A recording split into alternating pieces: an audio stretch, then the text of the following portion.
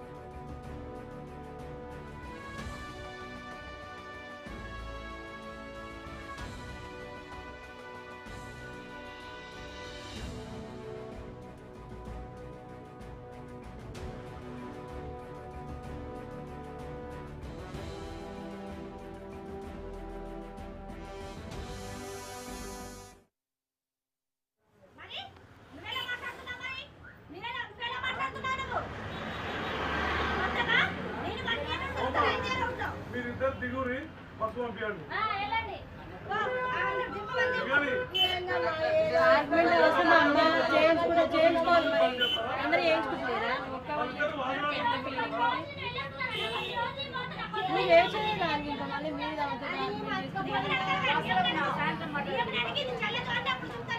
అంటారు చాలా మంది, మరి పిల్లలది కూడా అంటారు, పిల్లలది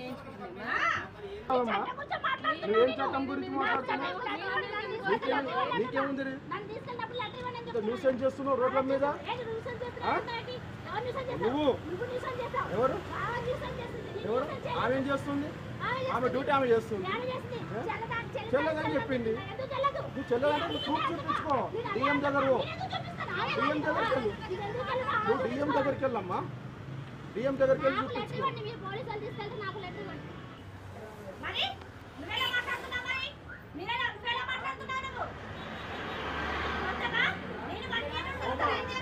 మీరిద్దరు దిగురి బస్సు పంపించండి.